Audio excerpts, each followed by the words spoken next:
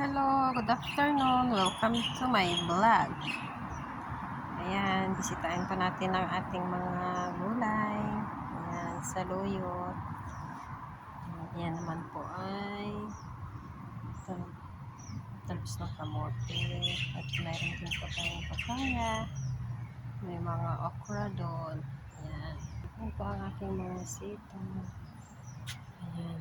Pasensya na, nakukuha yung mga basurahan. Ayan, yan ang mga sitaw.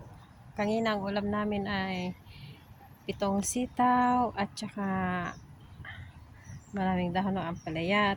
Dinahonon ko ang ating ampalaya. Tsaka talbos ng saluyot. Ayan. Ayan po. Napakalago. Yan. At may mga bunga na yan, guys. Ayan, ang bunga. Nakakatuwa kahit dito lang sa kwan, talagang ang ganda. Ayan, bunga niya. Nilagyan ko siya ng ano, ayan pa yung isa. Ayan, bunga ng ampalaya. Nilagyan ko siya ng akyatan. Ayan. Diyan siya. At istro lang yung kwan, kanyang balag-balag. Ayan o, mayroon na naman siyang bagong bunga. Ayan, ganyan lang guys. Para makapag-ulam ka rin ng fresh na gulay. Oh.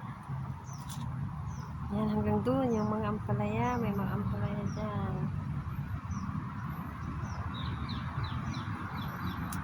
Ayan, ampalaya. Mayroong luya.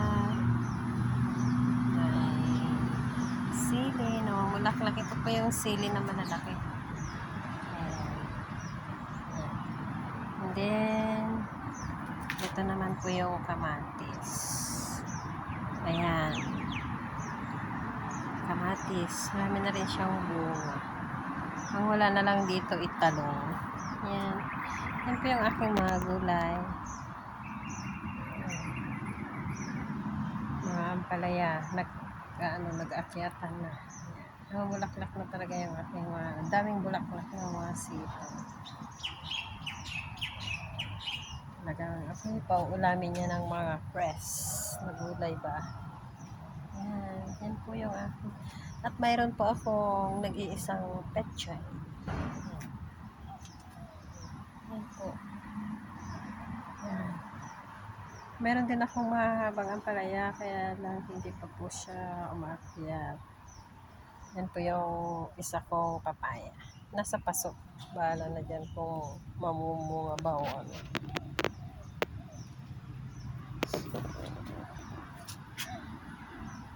Ito po yung ano, yung malalaking ampalaya. Hindi pa po siya umaakyat. Pero pag umakyat po yan, inibili ko po yung ampalaya at sanggalan ko ng buto. Ayan. Kung saan ko na lang siya tinatanim.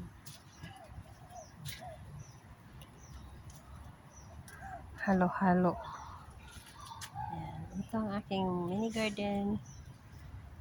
Na nakakaraos isang kainan. Talbos-talbos. Yan, okra.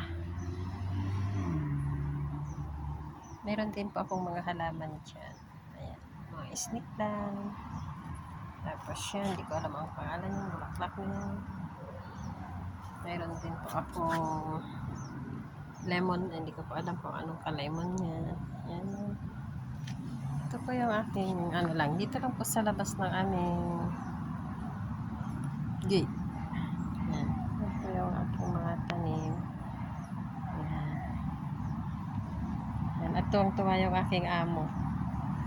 Kasi nakikinabangan ko daw yung mga tanim ko. Kasi yun yung ulam ko kanina. Ulam namin pala ni Nereza.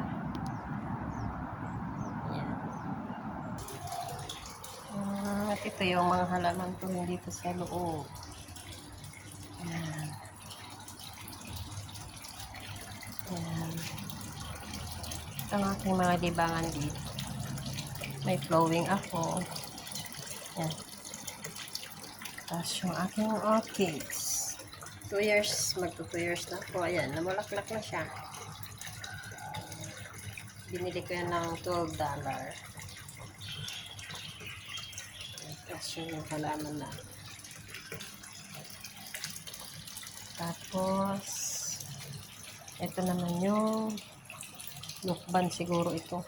Suha. Ayan, nagbunga. Napagbunga ko na rin siya. So, 2 years kong nandito. Ay, sa July pa pala ako mag 2 years. Ayan. Sana na huwag mabulok. Tapos may pandan din ako, guys. May millionaire din ako doon. May snake plant. Yan ang mga halaman ko din. Yan ang aking libangan dito. Pag sinipag cultivate.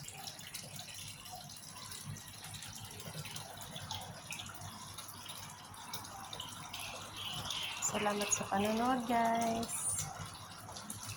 Bye-bye.